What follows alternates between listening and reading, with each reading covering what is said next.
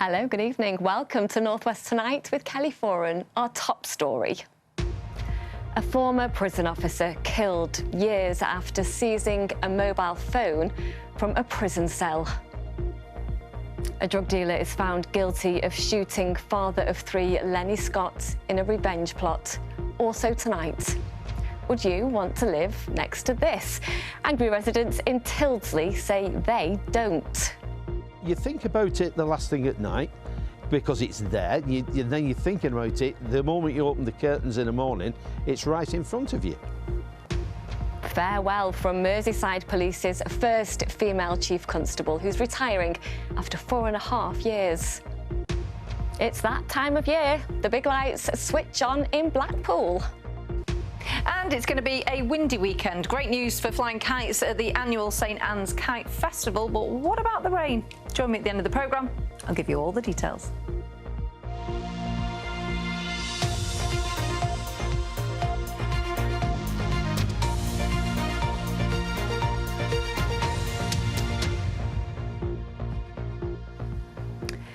It was an act of revenge on a prison officer who was doing his job.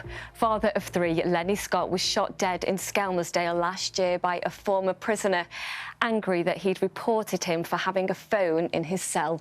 But today, Elias Morgan from Liverpool was convicted by a jury who took just over 5 hours to decide he was guilty of murder. Lenny's parents have been describing the family's pain, as Phil McCann reports. Lenny Scott was a father of three. His children lost their dad because he did the right thing. They miss him so much. We have open conversations where he is in our daily conversations. Lenny was an amazing man. He had a great sense of humour, great principles. In the dark car park of a gym in Skelmersdale last February, Elias Morgan was waiting in a high-vis jacket. When Lenny Scott came out, he got his revenge on a man who'd refused to be corrupted. Elias Morgan is a long-standing mover in Liverpool's criminal underworld. He was an HMP Alt course for drugs offences. Inside, he had a reputation for making violent threats to inmates and officers. One of those officers was Lenny Scott. In 2020, Morgan vowed to get him after Lenny searched his cell and found a phone. That phone exposed his relationship with corrupt prison officer Sarah Williams. Morgan offered him £1,500 to lose the phone, but Lenny Scott said no. And who's made the threat? Elias Morgan. In response, Morgan threatened to blow up Lenny Scott's house with his children inside. He called the police. He's described my family and me to a T, described my house. He said he's had them there just ready for because it's over, I've nicked them for a phone. Right.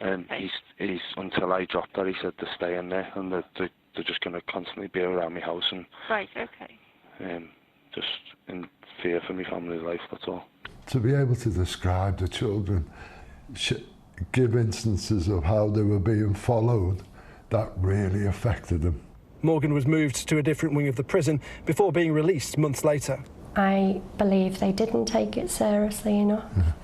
Lenny did. Lenny reported it to the police. He reported it on the prison systems. Lenny Scott also reported the phone he'd found. It led to Morgan and Williams being prosecuted. When Morgan lay in wait for Lenny outside his gym last February, he was a month away from standing trial for possessing the phone. It's an alien world to us, isn't it? Totally alien. Morgan's co-accused Anthony Cleary on the left was accused of supporting the plan by providing an electric bike and a getaway van, but he was cleared of murder and manslaughter. Elias Morgan proved he wasn't making empty threats. He said he'd get Lenny Scott, and in the end, he did. Phil McCann, BBC North West Tonight, Preston Crown Court. There's a big blow for Burnley today after the online fashion retailer, the Debenhams Group, announced plans to leave. The company, formerly known as Boohoo, has a huge distribution centre on the edge of the town, and it could mean the loss of around 1,300 jobs, as Phil Cunliffe reports. It's one of, if not the biggest, private sector employers in Burnley. Operating 3 shifts a day, nearly 1,300 staff work for the Debenhams Group in the distribution of online fashion, clothes, shoes and accessories. News that the retailer is closing has come as a huge blow. Shocked. Didn't know that was happening, to be honest, but yeah, it's going to have a big impact, isn't it? Another 1,300 people, obviously unemployed. You already have enough in town. I don't know, the impact's going to be massive. The Debenhams Group, who were bought by Boohoo in 2021, haven't given a great deal of detail about why they are closing this site, but they say the move to Yorkshire is for the long-term health of the business and for delivering its new strategy. Boohoo, founded in Manchester almost 20 years ago, enjoyed huge success, selling fast fashion with slick advertising. Online sales boomed during the pandemic and its empire grew, buying up brands like Debenhams, Dorothy Perkins and Burton. But recently it struggled against competition from China. It's devastating news to hear that they will be shifting all operations from here, which will impact not only on those people who are directly affected through employment, but also on their families and in addition to all the other businesses that benefit from them being here in Burnley. Following a strategic review, the Debenhams Group says operations will move from Lancashire to South Yorkshire in the new year, but it's promising to explore ways to keep employing staff based in Burnley. It's not practicable, and what I want to avoid, to be honest, is this big company has come into Burnley a few years ago, provided people with work for a few years and then essentially just left, and we've had too much of that over the generations in Burnley. So what we need to make sure that we do now is that there's a good plan in place to make sure that Burnley people have got jobs. The Debenhams Group says the decision to close Burnley is not something they've taken lightly. Oliver Ryan has written to CEO Dan Finlay in the hope of changing minds, but there are fears it's too late. I know so many people work there. It is a massive part of Burnley. Everyone works there. They're going to struggle, aren't they, to get employment because we don't have other firms within Burnley what sort of recruit to that capacity. Phil Cunliffe, BBC North West Tonight, Burnley. Now, just imagine looking out of your window at home and the view changing from the landscape to this. Huge industrial units. Some of these are 60 foot tall. That's the situation that residents in Tyldesley are facing, and they are not impressed. Anna Jameson has more. Imagine if this was in your backyard. You think about it the last thing at night because it's there. Then you're thinking about it the moment you open the curtains in the morning, it's right in front of you. It's just staggering the size of it. As you can see, it's all across one side. Steve and Carol have lived on the Henfold estate for nearly 50 years. When you look out first thing in the morning, how do you feel? Oh, sick. Absolutely sick. It's just awful. And I think it'll get worse before it gets better. I think when you start seeing the lorries coming in and they start reversing and beeping and air brakes going and whatever, and it's 24/7, I don't think we'll be able to sleep. UK logistics company PLP, led by Peel, is building 4 warehouses.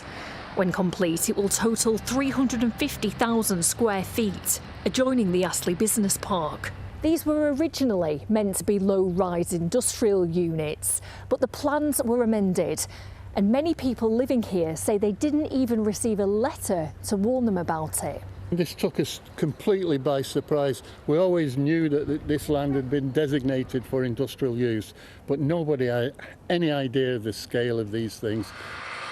We just think that the due diligence, the planning, there was no consultation, there were some letters sent out, but it's horrendous. And basically what they're trying to do is turn this place into a Trafford Park. One property is showing signs of disrepair. You can see that the floor is subsiding and just progressively getting worse. We did contact the insurance who have been out to look at it.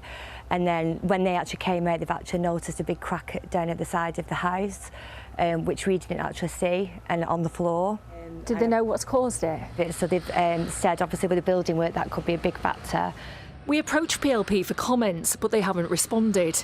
Wigan Council's head of planning, Aidan Thatcher, says the final plans include landscaping, which will help to screen and soften the appearance and mitigate the impact on nearby properties. We will continue to monitor the site throughout construction, ensuring this development, bringing new jobs and investment to the area, is delivered properly. I think we absolutely need employment, and we need employment in the local area. That doesn't excuse this development. You know, this has been approved. I can't go back and undo that process. I wasn't the MP at the time. Had I been, I would have been loudly in support of the residents. And more than 200 local people are meeting next week. We're not NIMBY people. We're not people not in my backyard. But when you look at the sheer scale and size of that, you just cannot believe any responsible planning department thinks that that is acceptable to pass. Construction is scheduled to finish in January next year. In the meantime, there'll be no respite for its neighbours.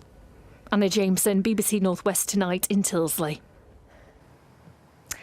And a look at some of the region's other news. And £90 million is to be seized from one of the UK's biggest VAT fraudsters, a Lancashire sock manufacturer.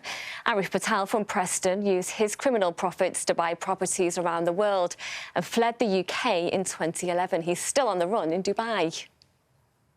Inspectors say maternity services at Blackpool's Victoria Hospital still require improvement. The Care Quality Commission found that it didn't have enough midwives and consultants. It wants the NHS Trust to take action to ensure mothers and babies receive the care they deserve. A mosque in Birkenhead says it won't be intimidated after a hooded figure attached a Union Jack to the railings outside. The trustees of Wirral Dean Mosque took the flag and displayed it in their window to show that they are proud to be British. Now, Merseyside Police's first female chief constable retires this evening after 4.5 years in the job. From the Southport stabbings to the riots which followed and a spate of gun and knife crimes, Serena Kennedy's been speaking to Roger about her time in charge of running one of the country's most high-profile forces. Roger began by asking the Chief Constable if she thinks she's leaving Merseyside as a safer place. Just to warn you, there are some flashing lights in this report.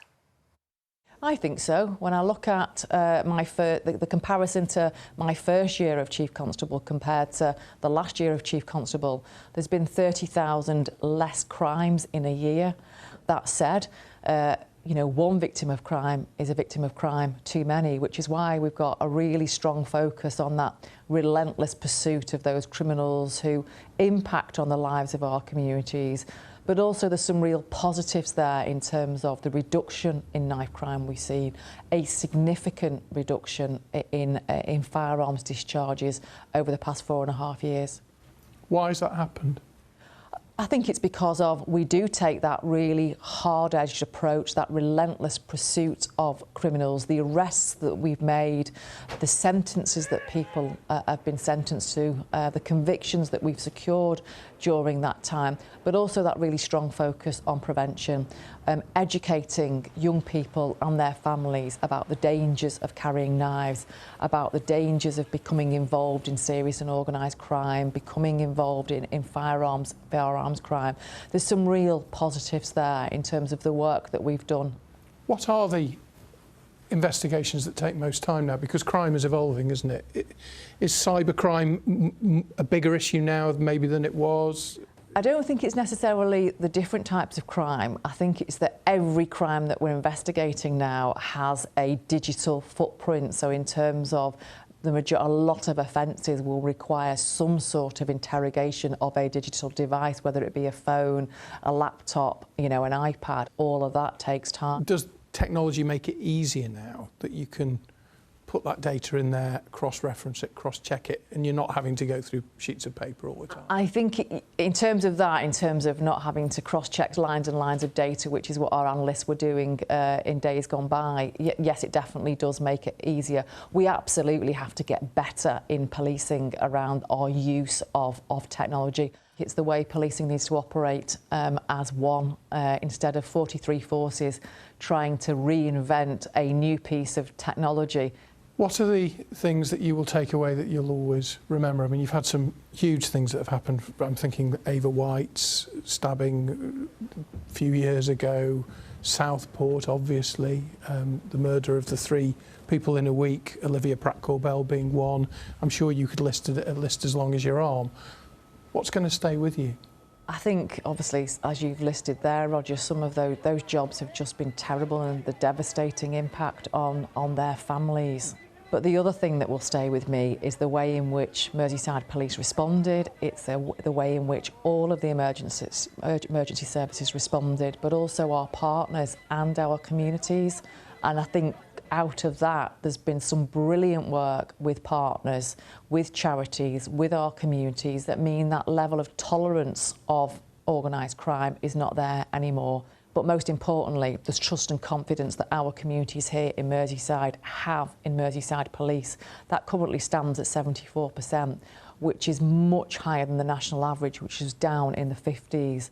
How much of your job has been about helping your staff? I remember Jason Pye, who led the Southport investigation, said a lot of the team weren't given all the details because it was so horrific.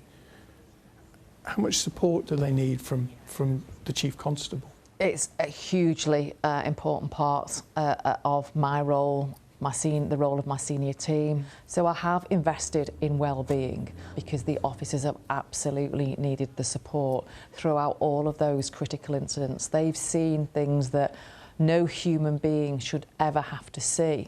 And some of them won't return to work after what they've seen. What will you miss? Oh, I'll miss the people. I am so proud of having been the Chief Constable of Merseyside. Serena Kennedy, for now, still Chief Constable. Thank you. Thank you. Wishing you a very happy retirement. Right, on to some sports news then. And Manchester United manager Ruben Amorim says his emotional personality was behind the confusing comments he made after the midweek League Cup humiliation at fourth-tier Grimsby Town. Amorim made some cryptic comments about his players after the defeat, but explained today that his emotions can swing wildly after such results. But it's something he knows he needs to change. Sometimes I want to quit. Sometimes I want to be here for 20 years. Sometimes I love to be with my players. Sometimes I don't want to be with him. So, again, I need to improve on that. It's going to be hard. But now I'm focused in the next game. And United are at home to Burnley tomorrow. And even though the Clarets go to Old Trafford with their hosts in turmoil and on the back of 2 successive wins of their own, manager Scott Parker says he's wary of United backlash. Now, no doubt that at this present moment in time, Man United and Amorim they're in a place which is an uncomfortable place for them. But for sure, like I've said, we're playing against a world-class team here. On their day, these players can produce bits which can cause you problems, really. Liverpool host fellow title favourites Arsenal on Sunday, but it's their pursuit of Newcastle striker Alexander Isak again making the headlines today after the Magpies signed German Nick Woltemade as an apparent replacement for Isak. Does that mean manager Arne Slot is planning a renewed bid for the Swede ahead of Monday night's transfer deadline? As always, we've tried to sign players that can help us, but there's no reason after the first 2 games to complain or to think we need more. But if we can strengthen the squad, then we will always try to do that if it's for the right money and it's the right player. And there are only 3-4 days to go now.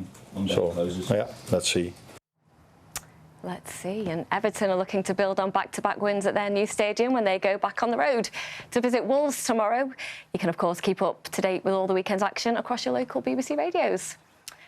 And finally, in sport, St Helens hope to close the gap on top of the table Hull KR when they make the trip to the Robins tonight. Elsewhere, it's Warrington at home to crisis club Salford. Last night, Lee Leopards leapfrogged Saints back into 3rd place with a 46-6 hammering of Castleford Tigers. They ran in a total of 8 tries, this one of 2 from Keenan Brand. Now, I'm sure I'm not the only one who has many happy memories driving to Blackpool to see the lights, the 2p machines, the donuts, the first to spot the tower. And it is already that time of year with the big lights switch on tonight. Zoe Toes has sent this from Blackpool. Welcome to Blackpool's iconic illumination switch on. The stage is set and there's 24,000 people standing in the sunshine ready to watch an incredible lineup and to see the one and only Ollie Murs is performing later on. He'll be pulling that switch and turning on the illuminations. There's other bands performing tonight as well. We've got English rock band Top Loader, who I spoke to a little bit earlier. We are actually from a seaside town in the south of England, and so we know all about growing up and being part of a seaside town. So walking out there just now, we went to the pier, played some arcade games. It's just our childhood, really, you know. So we're just gone back to that. It's amazing. It's a real national sort of institution, the illuminations of Blackpool. So to be part of it is a real thrill for us, and we're going to be enjoying the Seagulls and the 99s and the Sticks of Rock as well. We're down here with the crowd now for one of the biggest events in the Blackpool calendar. This tradition is over 145 years old, and after 9 o'clock tonight, 6 miles of lights will light up the promenade. Like I said, Ollie Murs will be performing later on. He will then pull that switch and turn on all the lights. You can expect the usual wacky and creative light displays. There are a few new ones this year. One of the main events, we've got a fire and smoke, a breathing dragon. They come to life at night time. We've also got new road installations, including some luxury cats and dogs that are dressed in fancy clothing. It's a lot to look forward to. If you're not here in front of the big screen, there is another screen further down the promenade where more people are watching. They're expecting up to 60,000 people just tonight, and then over the course of the next few months, millions of people. It's a worldwide craze here at Blackpool. The illuminations will be on tonight until 1 a.m. They then will run all the way until the 4th of January, so there's still plenty of time for you to get yourself down here and to enjoy the fun and enjoy the lights. Oh, the Blackpool lights. I loved a Blackpool lights. Every year we'd go, kiss me quick hats. Yep, religiously. Obviously. We'd get a chippy. Oh, and the donuts, let's not forget. Well, I was a chippy girl over the donuts every time. The Rock, obviously. What a top! No, I love it. I love the whole thing about it. It's amazing. One of the best places in the Northwest. But well, you say that. Yeah. You say that. Because I believe there is more. Maybe 25. 25. Kay's obviously been doing her 25 in 25 series, visiting some of the places that viewers have nominated. Yeah, either places or people, standout people in the Northwest. Now, this week, I've been to a special place. Kevin, who showed me round, truthfully, didn't really want to share it. He wanted to keep it a secret. Okay. But I twisted his arm so that you could take a sneaky peek. We're at Askam-in-Furness. We're at the end of our pier. I love the spot. This is where I'm from. It's a working class village with a population of about 3,000, so it's our little secret. The reason why I love living in Askam-in-Furness is the quiet, open, next to nobody about, yeah, freedom. We've got 3 historical boats, the Oakdale, which is the last Mersey flat altogether. You've got the Seven Iris, that's another one, and we've got a D-Day boat, which is now called Little Gem. You've got 2 young boys. What's it like growing up here? Wonderful. Wouldn't want to grow anywhere else, you know what I mean? I grew up here, family have always grown up here. It's just the freedom. They're out here now making a sandcastle and, yeah, no worry in the world. What's the best bit about living in Askam-in-Furness? I really like the shore because of building sandcastles and going on my boat. This isn't a normal sandcastle though, is it? No, we can make bigger ones. It's a grand one. Over the generations, from my family being fishermen and what have, we know the sands, but people day visitors, yeah, best to keep close to the shore, don't venture too far. You can get caught off. Luckily, we've got a voluntary organisation, Dudden Inshore Rescue, and they're here just in case. We're on call 24/7. We've been on call since 1970 when it was formed, but we're all volunteers, and we're still going strong. How would you describe Askam-in-Furness? I wouldn't like to tell everybody because it's nice. I don't want to share it. I would say it's going back in time when everybody knew everybody in the villages and they'd say hello, hello, hello. There's a lot of nice people around the village and interesting. You know, they want to know about you and you find out a bit more history about the village. So nice and peaceful. We do get a lot of tourists now and again, but and everybody's just so friendly. You speak to everybody when you come out and hello, nice day, that sort of thing. So yeah, lovely place to live. Coronation Street by the sea. Do you want anyone to come in? No, I don't really want anybody here, but it's one of them. They can come and visit as long as they take away happy memories. Kelly, we've both got kids. Yeah. Can you imagine going to a beach in the summer holiday and there's no one there? I know. I think the secret's out. They said they didn't want anyone to know, but that you told the wrong person. The one with the big mouth, unfortunately. Sorry about that, Kevin, but what a fantastic day I had. Thank you so much, and to you wonderful boys who built the best sandcastles ever. Now then, weather. Are we talking about good weather or tricky weather this weekend? Unsettled. Low pressure is in charge. Tailored two halves like we've had today. So we have had some lovely spells of sunshine. Thank you, Bootle Bob Bear, for sending that photograph in. In Ambleside, you can see the thick clouds, the heavy rain clouds, and that's been the tale of the day. Some heavy and, in places, still thundery showers. Thank you for sending those photographs in. You can follow me on socials if you want to, or become a BBC weather watcher, and do let me know what it's like where you are. So, low pressure is in charge. It's going to stay with us right into next week as well.